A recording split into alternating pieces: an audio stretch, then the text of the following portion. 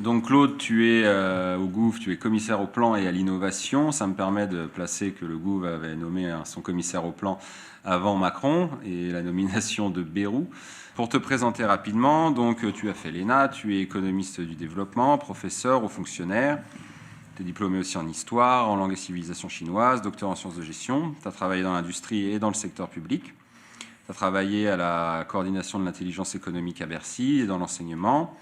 Travailler sur la réforme de l'État, le développement durable, la résilience des territoires et les villes intelligentes. Donc tu as beaucoup de spécialités, c'est ce qu'on attend d'un commissaire au plan. Et tu as publié beaucoup d'ouvrages, donc tu as publié L'intelligence économique, Gouverner par le bien commun, Les villes intelligentes, réalité ou fiction, et tu es le traducteur français du grand livre de Reinhardt sur comment les pays riches sont devenus riches et pourquoi les pays pauvres restent pauvres. Alors est-ce que tu peux nous dire un mot sur comment tu considères le fait de recréer le plan et quelles sont les leçons à tirer de cette crise du Covid, ces leçons pour l'avenir et la réindustrialisation du pays? Une des leçons de la crise du Covid, c'est que ça ne servira à rien de faire du bricolage institutionnel, de faire des lois, des règlements, de créer des dispositifs et des machins, si on garde des élites avec le même état d'esprit positiviste. Déjà en 1993, le Canadien John Saul avait écrit Les bâtards de Voltaire ou les dégâts de la raison en Occident. On a vu au travers du cas Raoult un conflit absolument fondamental entre la mentalité positiviste, déterministe, qui veut tout raisonner par les mathématiques, les modèles, voire l'informatique, aux dépens de la réalité. On voit des médecins qui ne sont plus devant des malades et qui raisonnent uniquement par des modèles mathématiques, cette industrie du modèle mathématique profitant et étant financée par les big pharma. Donc on a besoin de gens qui retrouvent ce qu'est la science et former autre chose que des positivistes comme on le fait à l'ENA, l'école, une des écoles dont je sors, où on vous explique que il y a le bon raisonnement, que c'est vous qui l'avez et que vous avez raison, que les autres ont tort. On dit si ce verre est bleu, non, il faut pas dire mais il est bleu, on va vous apprendre à dire il est bleu. Tous ceux qui disent qu'il est marron sont des rétrogrades, voire des nazis, etc., etc. Bon. Donc, on a besoin de reformer des élites et de revenir. Moi, je connais rien en médecine, hein, mais j'ai beaucoup aimé les interventions d'Hilary sur l'épistémologie, parce que l'épistémologie, c'est mon rayon.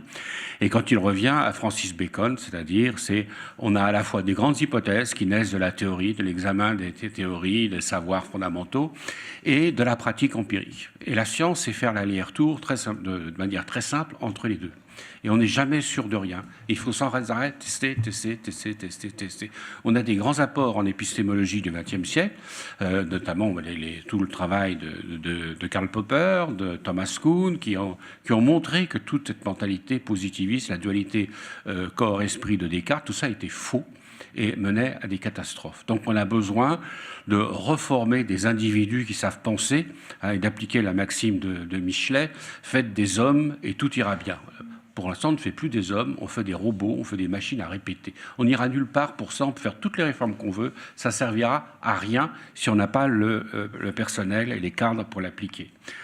Alors, le grand enjeu, c'est de réindustrialiser la France. Parce que la France, elle s'est désindustrialisée sous le mythe de la mondialisation heureuse, du libre-échange, de l'économie basée sur les services. On a dit, voilà, on va tout laisser filer et dire qu'on empêche une entreprise étrangère d'acheter une entreprise française. Je rappelle la formule de M. Macron au moment de l'affaire Alstom. On n'est pas au Venezuela. Donc, on va laisser les Américains acheter Alstom et on connaît la suite malheureuse. Donc, ce que l'on voit, au contraire, c'est que les pays riches, comme l'explique très bien le livre d'Éric Reinert, que j'ai eu l'honneur de traduire et de préfacer, ce sont les pays qui ont eu une stratégie industrielle et qui ont appliqué la formule de Francis Bacon. Le succès d'une nation ne repose pas sur la race, le climat, la géographie ou les ressources naturelles, mais sur son habileté dans l'industrie. Dans le langage de l'époque, on disait les arts, c'est-à-dire la capacité à gérer la technologie. Donc, c'est sur l'intelligence qu'il faut mettre le paquet. Et on a l'exemple de Singapour, qui en 1965 était une ville absolument, qui n'était même pas une ville, et qui est devenue une puissance industrielle, une des premières puissances industrielles mondiales. On a l'exemple de la Suisse, qui n'a aucune ressource naturelle, qui a eu des stratégies d'accumulation de l'intelligence et d'accumulation du capital par les industries appropriées. Alors, cette question du libre-échange, elle est très simple. C'est ouvrir quand on a besoin d'importer de la technologie étrangère et fermer pour protéger la fuite de notre technologie. C'est ce que font très bien les Chinois, c'est ce qu'ont fait tous les pays. Ce que font les États-Unis, d'ailleurs, ils disent le contraire. Mais les Chinois expliquent très bien que ils appliquent, ça c'est les écrits du recteur de l'université de Singapour, Kishore Mahbubani, qu'ils s'inspirent de l'histoire vraie de l'Occident, mais pas des fadaises qu'ils racontent. Parce que l'Occident a voulu après convaincre les pays sous-développés ou en développement que leur avenir c'était dans le libre-échange. Or, c'est pas du tout ça. Quand on prenait le coton des Indiens pour en faire des chemises à Liverpool et à Leeds et qu'on leur revendait des chemises, tout ça c'était la définition même du colonialisme. Eh bien, c'est exactement le contraire qu'il faut faire, c'est-à-dire garder son savoir-faire. Et si vous regardez la croissance de Singapour en 40 ans, c'est une stratégie d'accumulation où on est parti de rien, on a les meilleures universités, les meilleures technologies, et maintenant où on exporte. Donc la croissance par l'industrie, c'est comprendre qu'il y a des bonnes activités, ce qu'on appelle les activités à rendement croissant. Les activités à rendement croissant, c'est plus on fait, plus l'activité devient productive parce qu'on accumule du savoir, etc. Les activités à rendement décroissant, plus on fait, moins c'est productif. Mon premier tracteur, ça a un vrai impact sur la productivité. Le 100e tracteur, il a moins d'impact sur la productivité. Donc les rendements sont décroissants. Donc la haute technologie, les activités intensives en savoir sont des rendements croissants. Bon, le tourisme a un gros problème pour le tourisme, puisqu'on a une rente touristique extrêmement élevée, puisqu'on est bientôt à 10% de PIB par le tourisme. Et c'est que le tourisme, ça peut détruire. Ça peut être une occasion de faire rentrer des devises, parce que les Suisses sont très très bien gérés. Ils ont créé des espèces de fermes pour riches à Davos et à Gstaad, où ils font rentrer l'argent, mais l'argent, il est réinvesti dans l'industrie, dans des industries de très haute intensité technologique.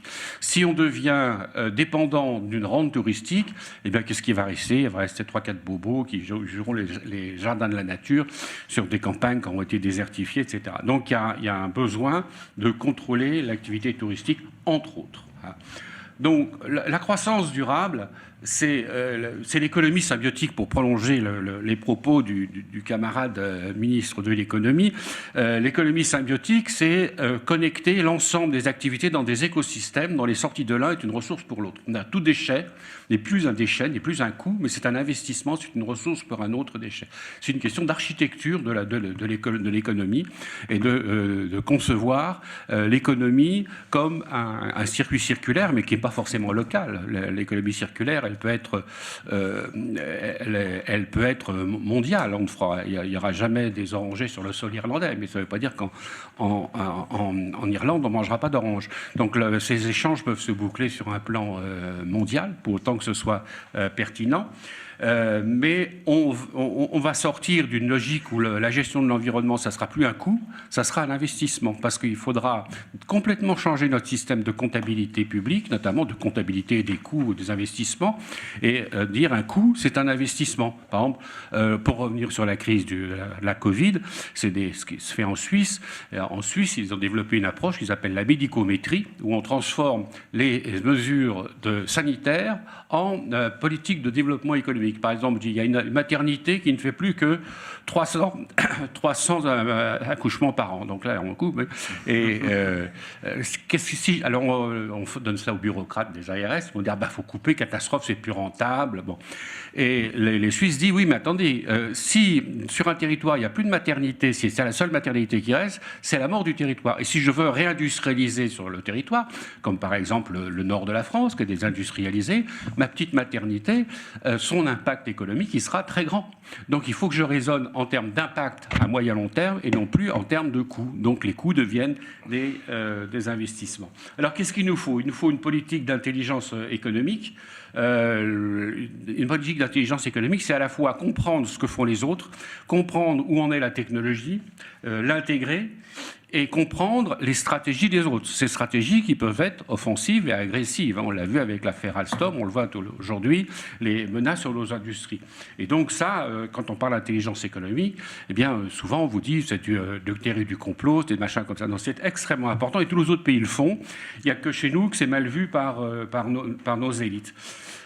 Soutenir l'innovation qui n'est pas que le rôle des grandes entreprises, hein, prenez les statistiques, l'innovation c'est les territoires, c'est pas la défense c'est des sièges sociaux, c'est pas des laboratoires de recherche. Donc prenez les statistiques de Trendéo, c'est dans les territoires où on vit bien comme par hasard que l'innovation elle est plus forte. C'est des institutions, ça ne coûte pas forcément cher. Par exemple, les Américains ont un système qu'on peut très bien adopter, qu'on pourrait très bien adopter. C'est interdit par les traités européens. C'est les SBIR, les Small Business Innovation Research Programme. On va utiliser une partie des achats publics, qui sont des coûts fatals pour qu'on va les acheter. Mais au lieu d'acheter ça à des boîtes américaines, on va acheter ça à des PME innovantes françaises qui vont profiter en même temps d'un accompagnement scientifique pour se développer. Donc on utilise l'argent à deux finalités, pour acheter et pour financer l'innovation. Et puis ce qui est très important, c'est le rayonnement, reprendre une stratégie d'influence francophone. Hein. Là, j'ai vu qu'il y avait un dernier séminaire à la France Stratégie où on expliquait aux gens qu'il fallait parler anglais. Bon, ça n'a absolument aucun sens. Bien sûr, il faut parler anglais comme il faut parler allemand, comme il faut parler russe, qu'il faut parler chinois, mais pas plus. Si on perd, quand on travaille avec le Maroc, ce que déplore le Maroc, c'est qu'il soit plus actif dans la défense de la langue française que la France.